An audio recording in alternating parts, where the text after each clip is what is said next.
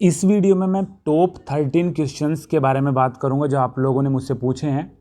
इस वीडियो बनाने से पहले मैंने कम्युनिटी टैब में एक क्वेश्चन डाला था कि अपडेट सब तक वीडियो थोड़ी देर में आ रही है, अगर आपका कोई सवाल हो तो आप पूछ लेना।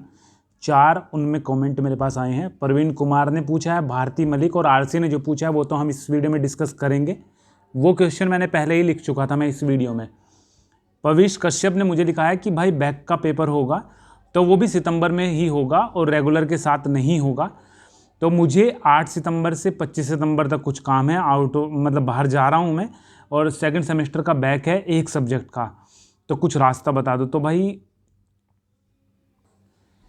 फिलहाल फाइनल ईयर और फाइनल सेमेस्टर जो भी है फाइनल वालों का ही चल रहा है। अभी फर्स्ट ईयर सेकंड ईयर मतलब फाइनल के अलावा जितने भी हैं उनकी ना स्कीम आई है ना उनको कुछ पता है कि कब से चलेगा।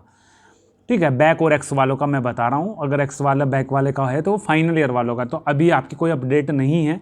और बाकी ज़्यादा जानकारी के लिए अपने कॉलेज वालों से आप पता करें।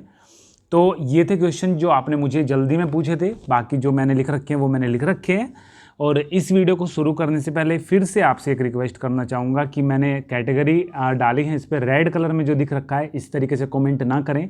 BA BCom डॉट मत लगाएं बीच में, आप इस तरीके से लिख सकते हो BA मतलब स्पेस करके या फिर बिना स्पेस के। फ़ोन नंबर अगर ऐसे लिखोगे तो यूट्यूब ब्लॉक कर देगा, इसे भी आप ऐसे लिख सकते हो 9719, ऐसे यूट्यूब ब्लॉक नहीं करेगा। आप ईमेल आईडी डालोगे तो बाद में gmail.com आ रहा है, क्योंकि डॉट अगर 2 लेटर या 2 वर्ड से चिपका हुआ होता है तो यूट्यूब को नफरत है उस चीज़ से। तो आप gmail.com लिख सकते हो, क्योंकि पढ़ने वाला समझ जाता है कि क्या होगा वो, या फिर gmail स्पेस com लिख सकते हो। .com लिखोगे तो तुरंत वो बता देगा कि ये ब्लॉक है वर्ड, और आपका कमेंट यूट्यूब जिसका चैनल है वो देख नहीं पाएगा, कोई भी नहीं देख पाएगा। अगर आप वेबसाइट डालते हो तो वेबसाइट को भी यूट्यूब ब्लॉक कर देता है। आप वेबसाइट के बीच में डॉट ना लगा के वहाँ पे स्पेस लिख सकते हो, या फिर लिख सकते हो वहाँ पे कि DOT, ये डॉट है यहाँ पे। हैशटैग करके कुछ भी लिखोगे तो यूट्यूब तुरंत ब्लॉक कर देगा कमेंट। आपको लिखना पड़ेगा #YesWeCan, मतलब जो भी आपका हैशटैग होता है इंग्लिश में लिख सकते हो। ठीक है, तो अभी क्वेश्चन स्टार्ट करते हैं। सबसे पहला सबसे most important most asked question जो है वो है, सुप्रीम कोर्ट का डिसीजन मंडे में आएगा क्या? तो भाई जब भी सुप्रीम कोर्ट की हियरिंग होगी, जब भी सुप्रीम कोर्ट की सुनवाई होगी फाइनल ईयर वालों को लेकर कि आपके पेपर होंगे या नहीं होंगे, किस तरीके से पास कराया जाएगा, पेपर होंगे तो कब से होंगे, सब चीज़ें ये सुप्रीम कोर्ट डिक्लेयर कर देगा। लेकिन अभी सुप्रीम कोर्ट का ये है कि भैया मंडे में फैसला आएगा क्या? तो भाई जब भी सुप्रीम कोर्ट का फैसला आएगा, जिस तारीख को भी हियरिंग होगी उससे एक दिन पहले सुप्रीम कोर्ट बताएगा कि हम कल को या फिर परसों को हियरिंग रखेंगे, और तब जाके आप अपनी जो है पेश कर सकते हो, जो भी आपका सबूत वगैरह जो भी चीज़ें होती हैं। ठीक है, तो अभी तक कोई सुप्रीम कोर्ट ने ऐसा नहीं बोला। 15106 डायरी नंबर है, जाके चेक कर लेना, वहाँ पे सिर्फ पेंडिंग लिखा हुआ है, ये नहीं लिख रखा कि अगली सुनवाई कब होगी। तो अभी अगली सुनवाई मान लो मंडे में आता है फैसला कि भैया ट्यूसडे में होगी, तो ट्यूसडे में हो जाएगी। ट्यूसडे में ही फैसला आने की चांसेस पूरे हैं अभी। और अगर ट्यूसडे में आया, मंडे में नहीं आया तो ट्यूसडे में आ जाएगा। तो ट्यूसडे में अगर आया कि भैया हम वेंसडे में लेंगे तो वेंसडे की हम वेट करेंगे। जब भी कोई अपडेट आएगी मैं आपको ज़रूर बताऊंगा। फिलहाल कब होगी हियरिंग कुछ पता नहीं है, सुप्रीम कोर्ट ने कोई तारीख नहीं दी है, तो अभी वेट करें आप। BAMS वालों की कोई अपडेट है क्या? एक भाई है वो मुझसे BAMS की पूछते हैं, नर्सिंग वगैरह वालों का भी उनमें हो जाता है, नर्सिंग हुआ, BAMS हुआ, और भाई लॉ वगैरह के हुए, एजुकेशन का हुआ, 4-5 कैटेगरी हैं इनके। कुछ अलग संस्थाएं हैं जो इनका कराती है, मतलब CCH यूनिवर्सिटी पेपर कराती है, लेकिन किसी और के हाथ में होती हैं ये जो इनके फैसले लेती है। तो पहले तो सुप्रीम कोर्ट का फैसला आएगा, उसके बाद इनका फैसला आएगा कि इनका कैसे करना है। फर्स्ट ईयर वाले तो मुझे लग रहा है सब प्रमोट हो जाएंगे, मतलब अगर 3 साल की कोई क्लास होती है, ठीक है ना, नर्सिंग वगैरह में से कोई भी 3 साल की होती है, तो फर्स्ट ईयर तो प्रमोट हो जाओगे आप मेरे हिसाब से। बाकी जो होगा वो देखी जाएगी, और बाकी फाइनल ईयर वालों को छोड़ के सब प्रमोट, और फाइनल ईयर वालों का डिसीजन जल्दी आ जाएगा। ठीक है भाई, 100 क्वेश्चन में से 75 क्वेश्चंस का मैंने आपको एक वीडियो में बताया था, न्यूज़पेपर में पढ़ के बताया था, मैंने अपनी तरफ से नहीं बताया था कि 100 में से 75 क्वेश्चन आएंगे। क्या कोई से भी क्वेश्चन अटैम्प्ट कर सकते हैं? फिर आपके भाई साहब क्वेश्चन आने शुरू हुए कि हम कोई से भी 75 कर सकते हैं कि सवाल। भाई ऐसा होता है क्या? मतलब एक चीज़ समझो आप, अगर हम किसी क्लास का, छोटी क्लास का, 5वीं क्लास का पेपर बना रहे हैं तो हम क्या करेंगे? 10 क्वेश्चन मल्टीपल चॉइस क्वेश्चंस रखेंगे उसमें, जो 10 नंबर के होंगे। 10 क्वेश्चन होंगे आपके वेरी शॉर्ट, 10 क्वेश्चन होंगे आपके शॉर्ट, और 10 क्वेश्चन होंगे आपके लॉन्ग क्वेश्चन या फिर 5 क्वेश्चन। तो आपको क्या होता है कि सभी प्रश्न करने अनिवार्य हैं, आता था लिखा हुआ है। लेकिन अभी 75 क्वेश्चन करने हैं, 25 क्वेश्चन को छोड़ना है, तो लॉन्ग क्वेश्चन में लिखा हुआ आएगा कि 10 में से कोई 4 क्वेश्चन करने हैं या 5 क्वेश्चन या 6 क्वेश्चन करने हैं लॉन्ग। ऐसा नहीं है कि करने नहीं, अगर लॉन्ग क्वेश्चन ही आप छोड़ दोगे 75 की वजह से तो कितने नंबर थोड़ा ना पूरे हो जाएंगे आपके। मैक्सिमम मार्क्स आएगा 100 नंबर का क्वेश्चन जो आता था, 100 नंबर का ही पेपर आएगा। बस क्वेश्चन की संख्या कम कर दी जाएगी और टाइमिंग कम कर दी जाएगी, जिससे कि 3 शिफ्ट ले सकें वो। बस ये चीज़ हुआ है। ऐसा नहीं कि कोई से भी क्वेश्चन आप उठा के कर दो। मान के चलो अब आपने 20 अगर मल्टीपल चॉइस क्वेश्चन कर दिए तो भैया 20 तो ये हो गए, अपना 55 और देख रहे हैं, ऐसा नहीं होगा। आपको लॉन्ग भी एक अटेम्प्ट करने पड़ेंगे उस संख्या में जितनी संख्या लिखी हुई होगी क्वेश्चन के ऊपर। क्या एग्जाम्स अभी भी पोस्टपोन हो सकते हैं, ये क्वेश्चन इंपॉर्टेंट है। तो भाई सुप्रीम कोर्ट क्या फैसला लेगा ऐसा हमें किसी को नहीं पता। अभी जो फैसला है वो घर के, ये समझ लो घर के मुखिया के पास है। अभी ऐसा नहीं है कि मान लो बाबा जी के पास फैसला है, बाबा को कोई फैसला लेना है और हमारे पापा ने कोई फैसला ले लिया, हम कोई फैसला ले, हम नहीं ले सकते, कोई सरकार नहीं ले सकती। इस टाइम पे सुप्रीम कोर्ट है, सबसे बड़ा है। कुछ बच्चे ये भी पूछते कि भैया ये सुप्रीम कोर्ट से हटके हाई कोर्ट पे आ सकता है क्या फैसला? तो भाई हाई कोर्ट पे क्यों आएगा?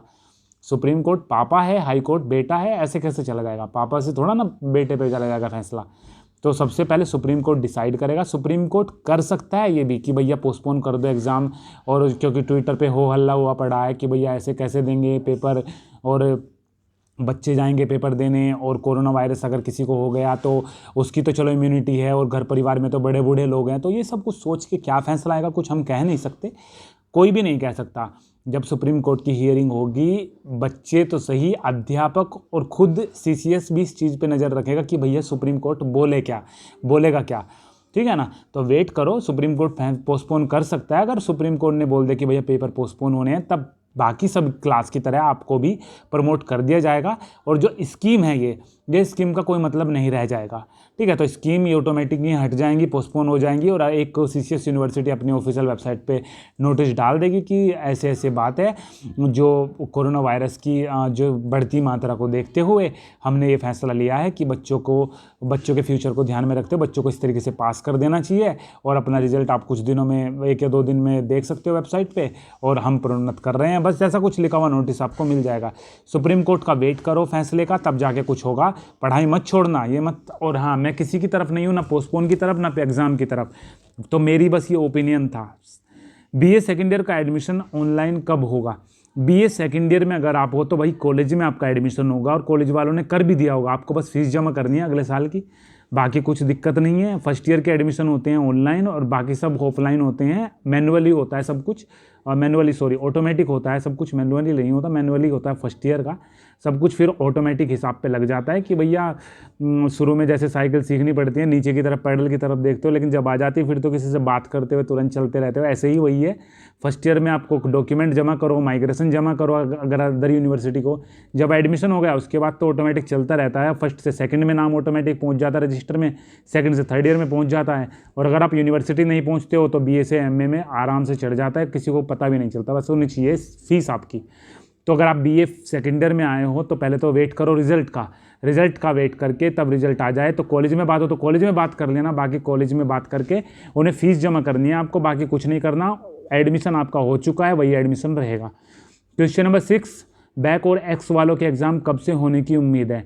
भाई बैक है और एक्स है, अगर फाइनल ईयर वाले हो तो आप स्कीम चेक कर सकते हो, जो कि मैंने एक वीडियो डाली थी 6 नोटिस लेके, 20 तारीख के नोटिस थे, शायद 9 नोटिस थे, कितने थे वो सबकी वीडियो मैंने डिटेल में बता दी थी, और मैंने डिस्क्रिप्शन में लिंक डाल दी थी। कुछ लोगों के कमेंट मेरे पास आए थे, हमें डिस्क्रिप्शन नहीं पता कहाँ पे होता है, तो जैसे लाइक के और डिसलाइक का जहाँ पे बटन होता है उसके ऊपर 2 या 3 लाइन बनी हुई होती है, जब आप उन लाइन को टच करते हो जो कि वीडियो का नाम भी होता है, तो ऑटोमेटिक डिस्क्रिप्शन बॉक्स खुल जाता है, ठीक है। तो वहाँ से आप नीचे देखोगे कि 1 2 3 4 करके मैंने सारी लिंक दे रखी है, वीडियो में मैंने बता रखा है कि कौन सी लिंक पे क्या है, वहीं पे उसी लिंक पे क्लिक करके आप डाउनलोड कर लें, आपके फ़ोन में डाउनलोड हो जाएगी स्कीम। तो बैक और एक्स वालों का कब से उम्मीद है होने की? तो पहले तो सुप्रीम कोर्ट का फैसला आ जाए, उसके बाद थर्ड ईयर वालों को निपटा दे, थर्ड ईयर बैक और थर्ड ईयर एक्स और थर्ड ईयर मेन वाले को निपटा दे। उसके बाद आपका जो है स्कीम आएगी कि भैया सेकंड ईयर बैक या फर्स्ट ईयर बैक जो भी है, अगर ये सक्सेसफुली निपट जाते हैं फिर तो एग्ज़ाम होंगे आपके, फिर तो जितने बचे खुचे पेपर हैं सारे करवा लेंगे। अगर वो ना हुए फिर आगे की स्कीम डाल के क्या फ़ायदा। तो इसलिए बैक और एक्स वाले जो फाइनल ईयर के अलावा जो हैं उन्हें इसलिए रोक रखा है। तो आप थोड़ा सा वेट करो, जल्दी ही कुछ अपडेट मिलेगी। जैसे अपडेट मिलेगी छूटेगी नहीं आपसे, कोई दिक्कत मत लो। प्रमोट किस बेस पर किया जाएगा? 2 तरीके हैं प्रमोट करने के। पहला है कि अगर आपका 1 पेपर या 2 पेपर हुआ उसके बेस पे ही सारे पेपर को नंबर दे दिए जाएं, जो कि तरीका गलत है मेरे हिसाब से, क्योंकि एक पेपर में अगर कोई एब्सेंट है तो बाकी के पेपर में क्या एक्स लगाओगे आप। तो दूसरा जो तरीका है वो ये है कि 2 पेपर अगर आपके हो गए या फिर एक भी पेपर नहीं हुआ तो सब में पी लिखा हुआ आ जाएगा, पी मतलब प्रमोटेड। और जब अगले ईयर में आप चले जाओगे तो उसमें मान लो 55% आ गए आपके, तो 54% ही आपके पिछले साल में जो जिसमें आप प्रमोट हुए तो उसके मान लिए जाएं।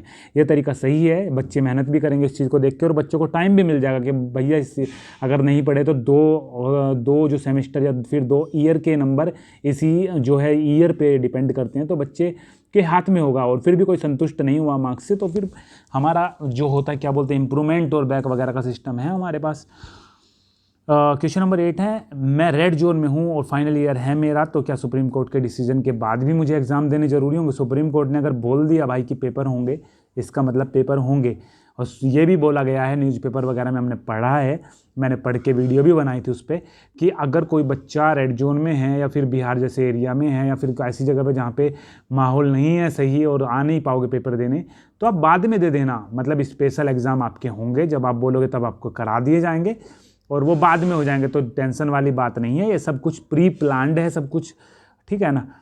एसएससी दिल्ली पुलिस की फ़ीस जमा कर दी थी, वो वापस मेरे अकाउंट में आ गई, क्या दोबारा जमा कर दूं? एसएससी में भाई इस बार हद हो रखी है।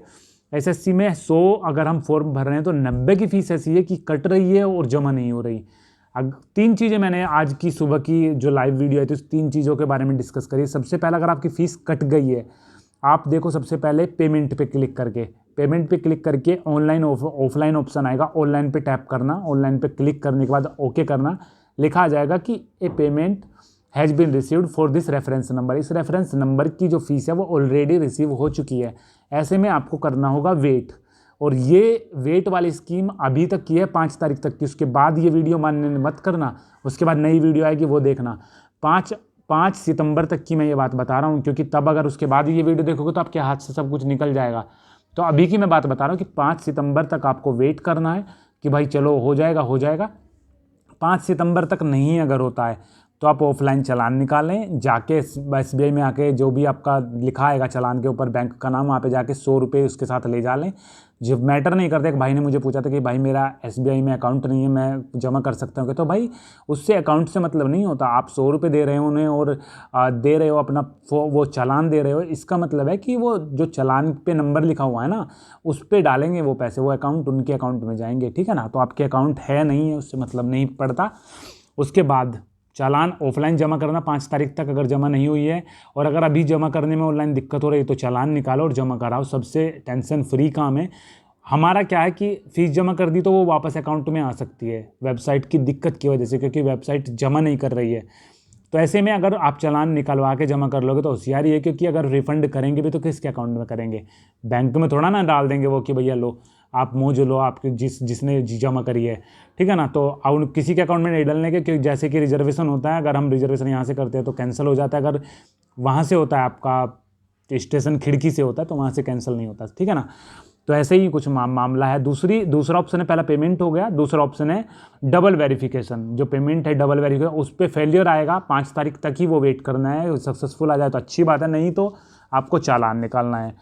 तीसरा एक ऑप्शन और है उसमें, जिस पे आप देखोगे कि भैया स्टेटस क्या है आपका। स्टेटस पे अगर फेलियर आया या फिर इनकम्प्लीट आएगा 2 बार लिखा हुआ, अगर सक्सेसफुल नहीं हुआ तब भी आपको 5 तारीख तक वेट करना है। 5 से पहले जमा कर दो, अगर 6 तारीख हो गई है जमा मत करना फीस, चालान निकालना, चुप जाके जमा कराना, किसी से पूछने की ज़रूरत नहीं है। दिक्कत कर रही है फीस, इस बार सभी की फ़ीस दिक्कत कर रही है। आप मुझे कमेंट में पूछोगे कि भाई मेरी फ़ीस जमा नहीं हो रही है, ऐसे दिक्कत कर रही है दिल्ली पुलिस की, तो मैंने इस वीडियो में लगभग सब कुछ क्लियर कर दिया। अगर आप इस वीडियो को यहाँ तक नहीं देखोगे तो फिर मैं क्या कर सकता हूँ, आप बताओ। यूपी स्कॉलरशिप फॉर्म्स कब से भरने स्टार्ट होंगे? जुलाई में भरने स्टार्ट हो जाते हैं, लेकिन कोरोना वायरस की वजह से थोड़ा लेट सब कुछ चल रहा है और अभी तक एडमिशन वगैरह भी चल रहे हैं। इस जो रेगुलर वाले हैं BA BSc BCom के, तो उन्हें ख़त्म होने तो शायद उनके ख़त्म होने के बाद चलेंगे, और जैसे ही चलेंगे तो वो मैं अपडेट आपको बता दूंगा।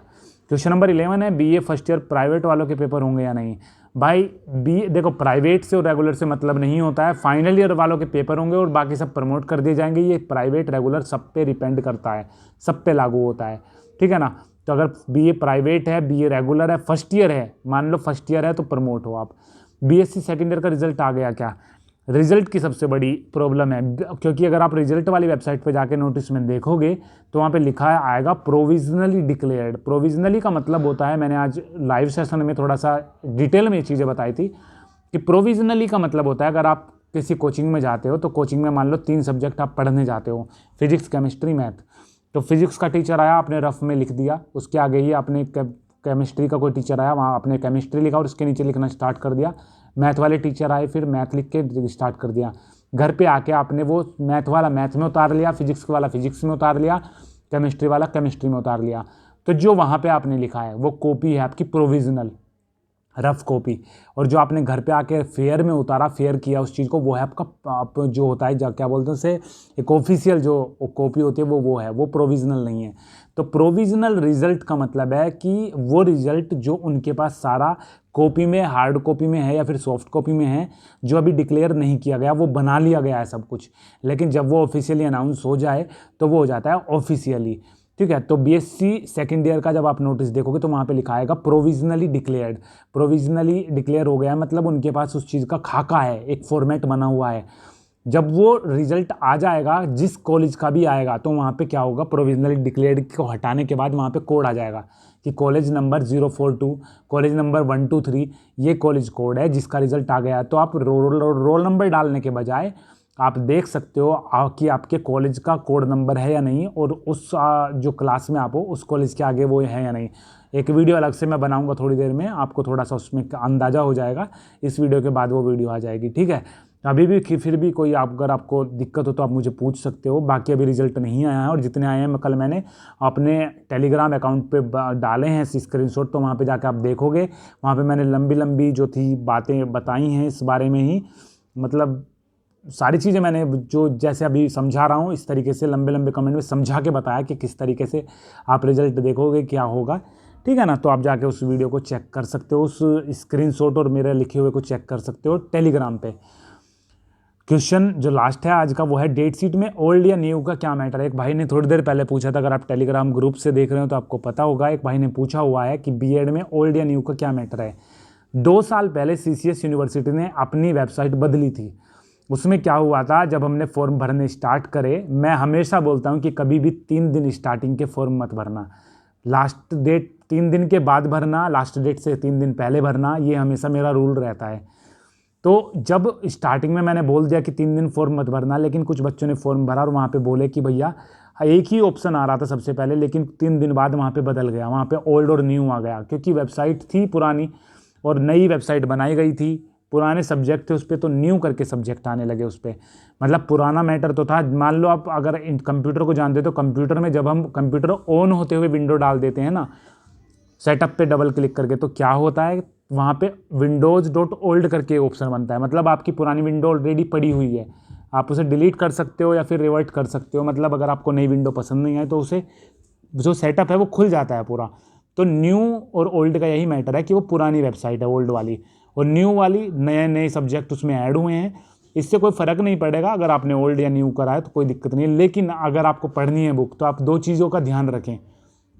सबसे पहली चीज़, आप कोड नंबर ढूंढें, कोड नंबर के साथ आप बुक का नाम ढूंढें। ओल्ड और न्यू को छोड़ दें, बस 2 चीज़ से तैयारी करें, बुक का कोड और बुक का नाम। अगर आप बुक लेने जाओगे तो सिर्फ 2 चीज़ देके, ओल्ड या न्यू उनसे मत पूछे, क्योंकि उन्हें भी नहीं पता कि ओल्ड या न्यू क्या है, ठीक है। थोड़ा सा मैंने समझा के बता दिया इसलिए, ठीक है ना। तो अगली जो वीडियो आएगी वो आएगी 26 तारीख को, लेकिन मैं 1 दिन लेट या 2 दिन लेट कर सकता हूँ। मैं इसे सुप्रीम कोर्ट के हिसाब से मैं इस वीडियो को एडजस्ट करूँगा हर बार की तरह, कि सुप्रीम कोर्ट का फैसला अगर 26 तारीख को आएगा तो ये वीडियो 27 तारीख को कर दूंगा, क्योंकि सारा कुछ एनालाइज करने के बाद मैं अपडेट सब तक वीडियो बनाऊंगा और लाइव आऊँगा आपको समझाने के लिए, जो भी उस टाइम तक की अपडेट होगी।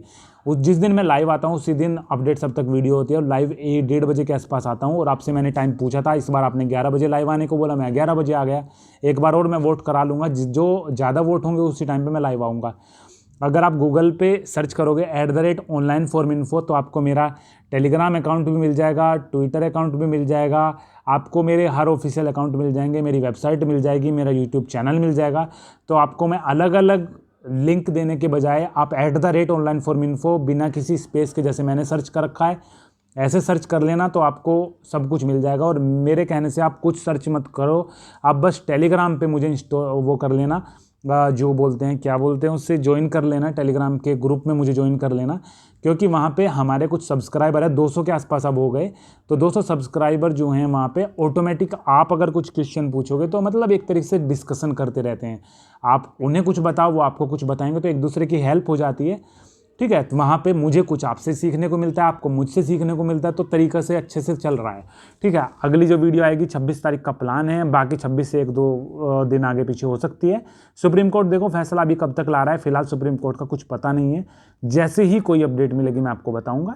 और कम्युनिटी टैब चेक करते रहें, क्योंकि वहाँ पर भी मैं अपडेट डालता रहता हूँ। हालाँकि अभी टेलीग्राम पर ज़्यादा मैं फोकस कर रहा हूँ, कम्युनिटी टैब पे थोड़ा कम ही कर रहा हूँ, लेकिन फिर भी कम्युनिटी टैब चेक करते रहे, क्योंकि मोस्ट इंपॉर्टेंट अपडेट मैं आपको कम्युनिटी टैब में और टेलीग्राम और ट्विटर सब जगह डाल दूंगा।